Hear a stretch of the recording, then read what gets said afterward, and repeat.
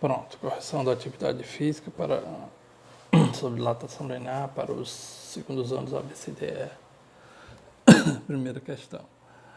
Observação: devemos então calcular o valor do alfa, que é o coeficiente de dilatação linear, dada a equação que ΔL está igual a L0 vezes alfa vezes ΔT.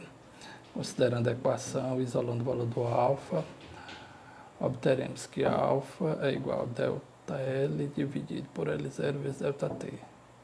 Tirando os valores do gráfico, obteremos que ΔL, no caso, é 2,02 menos o 2, que vai dar 0,02. O L0, o comprimento inicial é 2, variação de temperatura foi de 0 a 200, então 200. 0,02 dividido por 2 vezes 200, ou seja, 0,02 dividido por 400, que vai dar 5 vezes 10 a menos 5 graus centígrados a menos 1. No caso, a opção item A, primeira questão. Segunda questão. A figura a seguir mostra uma esfera de aço e quer passar por um anel de alumínio, certo? Então devemos admitir que quando a esfera passa pelo anel de alumínio, o diâmetro da esfera de aço, no caso L, o comprimento final da esfera de aço, tem que ser igual ao diâmetro interno do anel de alumínio, que é o L, né, que é o comprimento final, e a L significa alumínio. Portanto, basta determinar o valor do ΔT, a variação de temperatura, para que essa igualdade ocorra. Assim, da expressão L, comprimento final, dá igual a L0, que é o comprimento inicial, mais o ΔL, podemos fazer o seguinte, tanto substituindo isso para o alumínio quanto para o aço. Vai ser essa mesma expressão. Então, o L maiúsculo, que é o comprimento final do aço, vai ser igual ao comprimento final do alumínio. Então, L0, que é o comprimento inicial do aço, mais o ΔL do aço, tem que ser igual ao comprimento inicial do alumínio, mais o ΔL do alumínio. Isolando os ΔLs do lado esquerdo, teremos que ΔL do alumínio menos o ΔL do aço vai ser igual ao L0 do aço, que é o comprimento inicial do aço, menos o comprimento inicial do alumínio, certo? Isso vamos chamar de equação 1. Substituindo a expressão ΔL vai ser igual a alfa vezes L0 vezes ΔT em 1, obtemos o seguinte: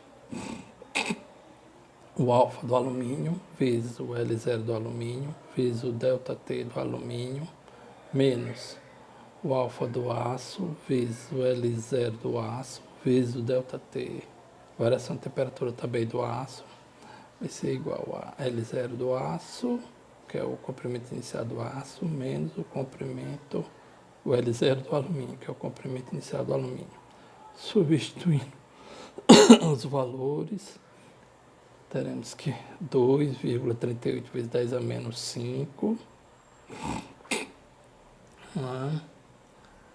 que é o coeficiente, o alfa do alumínio, vezes 50, que é o diâmetro inicial do alumínio, vezes a variação de temperatura, menos 1,08 10 a menos 5, que é o coeficiente de dilatação do aço, vezes 50,1, que é o comprimento inicial, o diâmetro inicial, vezes o ΔT.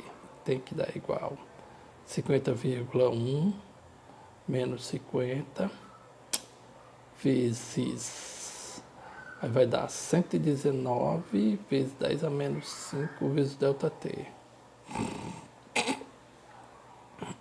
Certo? Menos, esse 119 veio do 2,38 10 a menos 5 vezes 50, que deu 119 vezes 10 a menos 5. Esse 54,1 é 1,08 10 a menos 5 vezes 50,1, que deu esse 54,1 vezes 10 a menos 5 vezes ΔT. E esse 0,1 foi da diferença do 50,1 menos 50. 119 vezes 10 a menos 5 menos 54,1 10 a menos 5, vamos obter 64,9 10 a menos 5 vezes ΔT.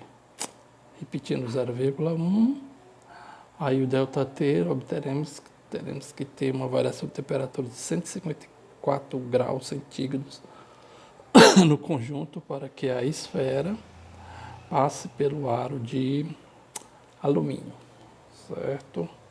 Aro de alumínio. Agora vamos para a terceira questão. Terceira questão, seguinte. Duas barras homogêneas, A e B, têm seu comprimento L, em função da temperatura variando de acordo com o gráfico abaixo. Determine os coeficientes de dilatação linear alfa da barra A e alfa da barra B dos materiais que constituem, certo? Então é o seguinte, questão 3. 154, deixa eu ver, essa questão 2, 154, questão 2, é o item E. Desculpe. Agora voltando à terceira questão. Terceira questão, vamos ter...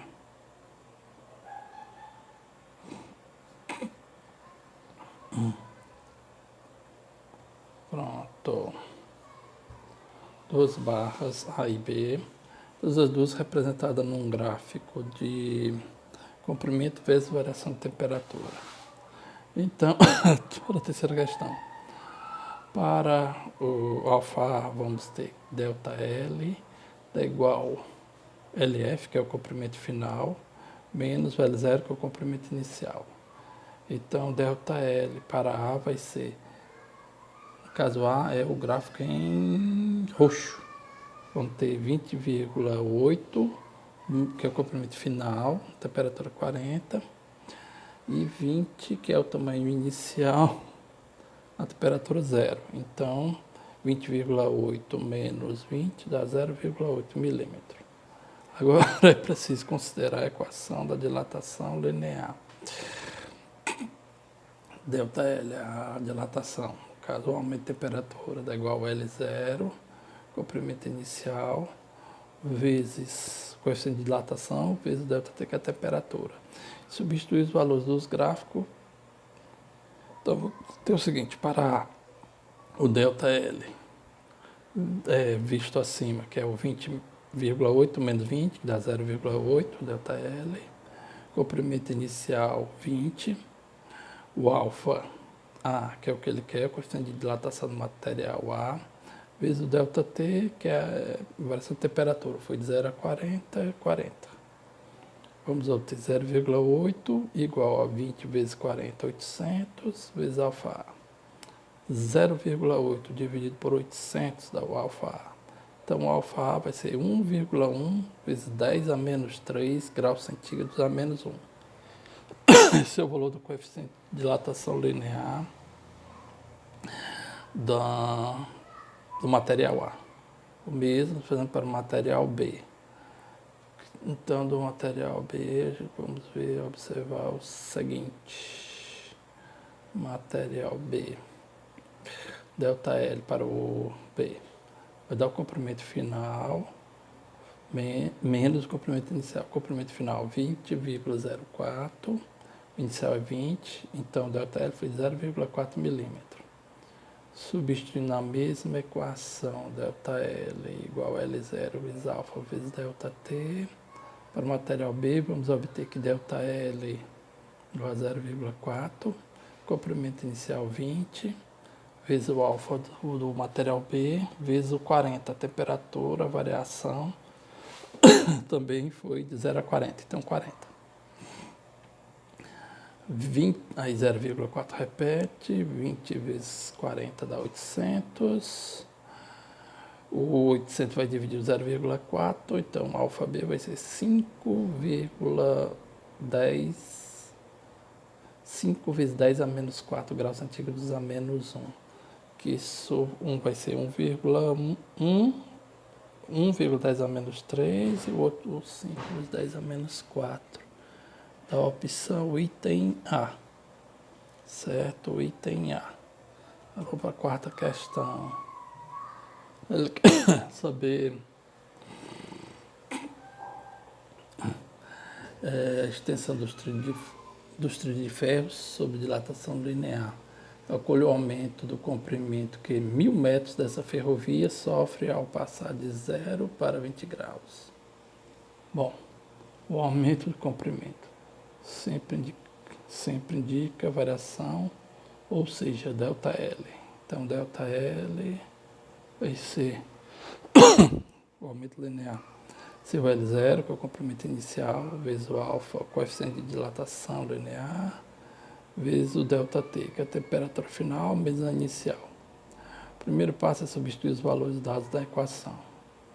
Então, o comprimento inicial 1000, né, 1000 metros, vezes o alfa, que é o material de ferro, no caso é 12 vezes 10 a menos 6, certo? E vezes a variação de temperatura, de 0 a 20 dá 20. Então, ΔL deu, multiplicando 1000 vezes 12, vezes 10 a menos 6, vezes 20. Deu 20.000 vezes 12, vezes 10 a menos 6. Nesse momento, foi multiplicado os termos inteiros para depois trabalhar com os expoentes de base 10. Então, ΔL vai ficar 24 vezes 10 a menos 2, transformando a notação científica para decimal. Então, isso aqui vai ser igual a 24 vezes 10 a menos 2 do metro, no caso, 0,24 do metro, que é a opção item D. Quinta e última questão. Seguinte, só um minuto. Pronto. Ele quer o seguinte. Em um dia típico de verão, utilizando-se uma régua metálica para medir o comprimento de um lápis, após medir esse comprimento, coloca-se a régua metálica no congelador a uma temperatura de menos 10, ou seja, ela vai sofrer contração, né? Vai diminuir a temperatura, ele vai se contrair. Se ele sofresse uma variação positiva, ele dilataria. Como é uma variação negativa, ele vai diminuir a temperatura, então ele vai sofrer uma contração, diminuir. Espera-se cerca de 15 minutos, né, a régua colocada dentro do congelador, para ter o equilíbrio térmico. Aí, novamente, mede-se o comprimento do lápis. Ele quer saber agora o comprimento medido nessa nova situação, com a régua a menos 10 graus centígrado, né? Com relação ao medido anteriormente. O que é que vai acontecer? Bom, ao colocar a régua dentro do congelador, ela sofre uma contração em seu comprimento, ou seja, diminui de tamanho. O espaçamento entre os centímetros e milímetros diminui. Ao medir novamente o lápis com essa régua, o comprimento será maior do que o medido anteriormente.